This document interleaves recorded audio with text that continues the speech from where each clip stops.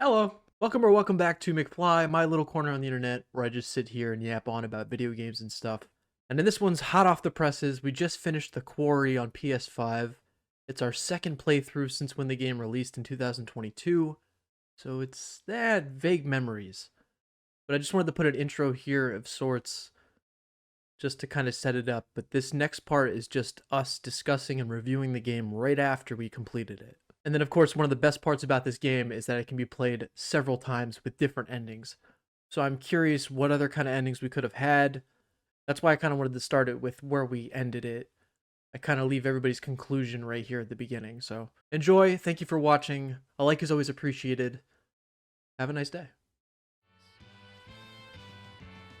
Oh, okay.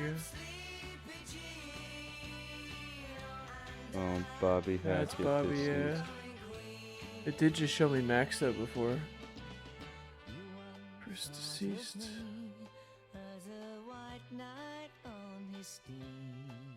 Yeah, I can't forget that one.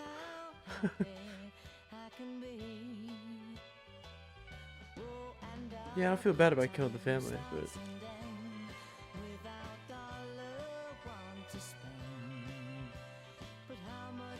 damn.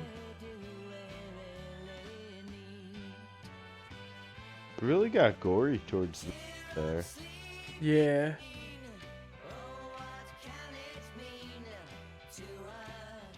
Yeah, that was just his end bit, just crying in the woods.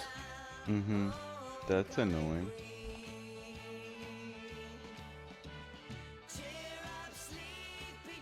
Yeah, and these two just chilled in that one room. That's literally all they had to do. They're still alive. And then here, Caitlin alive in mine. Deceased. She's showing Not alive in mine. That's so weird. Failed to shoot And him. I clicked Caleb no buttons. Hackett returned to his human form permanently when Silas was killed. Yeah, but he was already dead. Travis Hackett survived the encounter with Silas and finally saw the end of the curse that had haunted his family. Yeah, for 6 years.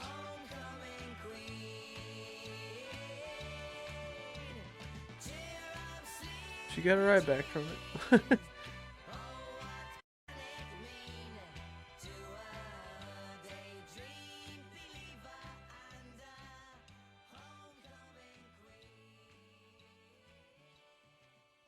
Yeah, what if we didn't shoot him? He would have just killed us, and the curse would continue. Yeah, I don't know how many opportunities you'd actually get to shoot him. What do you give it out of 10 podcasts? I don't know. I've had a lot of fun the both times we played it, and I think playing it other ways could be fun. I give it a 6 out of 10 podcast. So I was thinking like 5. I feel like I didn't enjoy it as much as I did like Until Dawn and all that, but I do like how much opportunity it has. It I does think have the play the value. legitimate storyline is better than most of the dark anthologies and their bigger ones, but I don't like how it plays in terms of co-op. Yeah, this one specifically. Even I can't remember Until Dawn if it's still split us up or not, but And the Death Rewind feature feels fucking broken. yeah. No, this is definitely one I'd replay again. Like that, they just need to do something to break up more of the walking simulator crap, because it does get a little... Like in the middle of it there, it's just like, okay, come on. Yeah, there are parts that's like, really, do I have to keep walking like this? I get it. It's a big camp. But this end But- bit, yeah, it started picking up and it was going pretty good. It was cruising. If the whole game was like that, that would have been great. I mean, there were a couple of walking parts, but the entire first half of the game is a walking simulator where you can't walk faster. Just wandering through some woods. And then I was also wondering, just like I'm curious how much of this game was reused from Until Dawn, if any at all, because it's just like, it's kind of the same sets and all that. Like, it's a lodge, it's woods. The werewolves could probably be repurposed from the Wendigo. I was curious how much of this was just like repurposed. That's true, because they didn't even really show the Wendigo, right? Like, Well, it was like the Wasn't there a way same. in Until Dawn that like you could just make it so everything was in your head or something? That was one of the story There options. was, yeah, and what's his name's Remy Malik, his character, yeah, like 'cause he was a nut job. But even when they did show the Wendigo, it was kind of the same stature and like on all fours style that these werewolves were going. Same similar jarring face too, just different eyes. They looked more doggish, obviously, but who's your favorite character? Not on this playthrough because I didn't think he had a particularly large amount of dialogue on this playthrough because we played him differently, but I really like Dylan because he's really sarcastic and funny. And it's not like they did a way better job with the dialogue on this ones than they did on the other ones. Like sometimes you can tell that a sentence doesn't exactly fit because they had a dialogue option and they just wanted to give you a generic response for either or. There was no real point for the decision other than like, maybe it affects your stat how you answered, Yeah. but it doesn't affect the outcome of the situation. So Dylan's really funny.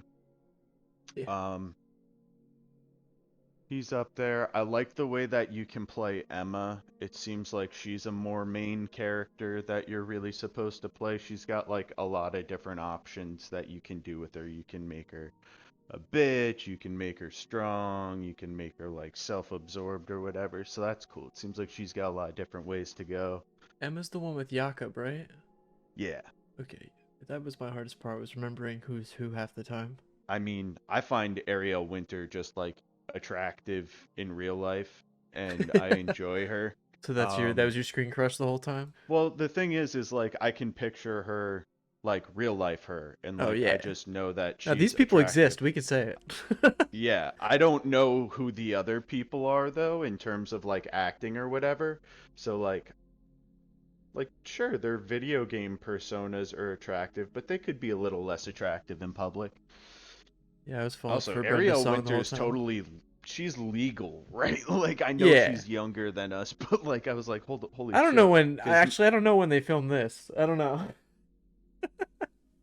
Let's not look for sake. Yeah.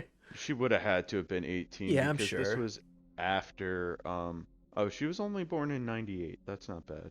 Yeah, it's funny how like the I guess you would say that the stereotypical hot one wasn't the one we're looking at. I liked Wendy Wu. She was good with the shotgun. No, I think Dylan was my favorite just for being funny. I don't know. He's the one that stood out. He's the one I got the name right away just because he stood out so much. Yeah. Dylan is definitely there's ways that you can play him where he's a little more the hero and a little more involved in stuff that I can remember from our first playthrough. That's cool. Um Yeah, I don't remember much. I just remember always getting his hand cut off, which I guess you this can't avoid. Can I you feel avoid his like you hand? can avoid it or at the very least you can turn him into a werewolf so he Oh yeah, duh. If you doesn't don't cut lose it his off, hand. that's a good point. I forgot about that. I totally forgot about like the whole reason of cutting it off. Jacob's Yeah. pretty funny too, but like the cringe moments. Jacob was way better on our first playthrough. We were able to turn him around and he wound up kind of being a hero. He's just a sad And boy in then, this one. yeah, this time he was just a fucking sad boy. Like, he literally ended crying in the woods. Yeah, Like, alone. the game ended, he was crying in the woods alone. Yeah. I wish I could tell her. I'm sorry. My boy. My boy. Oh shit. Also, I'm totally. Wait, so there's a new chapter coming out for it? Is it free? There is? Or is that what you? I thought that's what you said for the Quarry. You said there was a new chapter coming out? No, maybe we was talking about something else. I don't know about chapter though. Oh, I thought that's what you said. Not for the quarry. There 50s was. throwback, horror history visual, the Quarry deluxe bonus content. You Yo, what's do that have to consist of? you do have to pay for it. Let's see.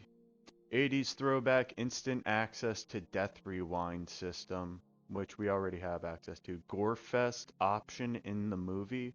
Horror history visual filter pack. So it's basically just like everything. gore-fest option. Press play, sit back, and indulge in the most gruesome, gory, splatter-filled version of the Quarry. For fans of grindhouse grotesqueries, an abundance of death, dismemberment, and buckets of blood await in this brutal option for movie mode. Trying to think about how everybody else's story ended, but we killed the curse for sure. We let her shoot Nick because she thought it was Chris. Well, it was an accident. I wasn't like necessarily looking at the screen. I just thought Yeah, I they were didn't think she was talking. gonna do that. But also, I Uh, thought I hit the button in time to stop her. But then I know for a fact I shot the one werewolf and like cuz we said you got the animation where she was still alive and I got the yeah. animation where she died. And I was like, I shot that fucking werewolf. I don't know what happened. I had more than enough time. There's no way I didn't shoot him. Yeah, you even like watched it juke and like you matched up with it and then blah. That's why like Yeah. when I release the cut later, I'll send you the timestamp. Yeah, like the full you shot it and everything. It died. I could like we're even like what? I can't believe Yeah. it was like the dark anthology where we see different shit. I was like, is this Man of Medan again? Like Yeah, seeing different I outcomes. thought it was like Man of Medan, seeing something that like you weren't seeing or whatever. Yeah, that one was part of it. We should play that one again, but we'll wait for like when they announce season 2 of that stuff or something. Yeah, I wouldn't mind trying that one again. We Oh, haven't played Man that of one in Medan. forever. But here I was just looking up random trivia just to end with it. Over 1,000 pages of dialogue were written for a final tally of 186 unique endings. But I'm curious how they count that up. But it is a pretty massive game, so hopefully it does branch like that. And it's the spiritual successor to Until Dawn. It says Chris Hackett, portrayed by David Arquette, is the only character in the game to receive a unique musical cue when he's introduced in every scene. The cue is guitar based, and an homage to his iconic Dewey theme from the Scream franchise. I was gonna say this one you'd probably want to hear just for the sake of it. It says though it's sad you can play all 9 camp counselors, you only play as Max once, which is that time I guess when he got dressed up in the girl's clothes, for approximately 5 to 7 minutes, only if he has survived until the last chapter. So like that is kind of like a little secret bit. Not to be a creep or anything, but like, are they actually naked at any point if I buy one of these filters or something? But I always doubt it with shit like that because if Ariel Winter's never been naked in a movie or anything, they're Yeah, not gonna no. like use her likeness and image to be naked in a fucking video I game. feel like you would have seen it in a meme or something already or somehow if that was a thing. Yeah. Oh yeah, it would have.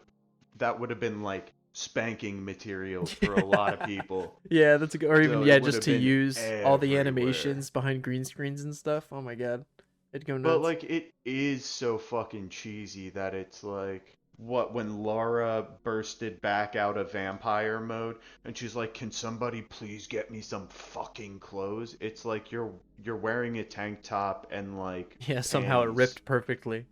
Like you're okay, I promise. So I was saying about Max when he was turning inside the cell and turning back. It's like, oh, but your underwear stayed the same. Yeah.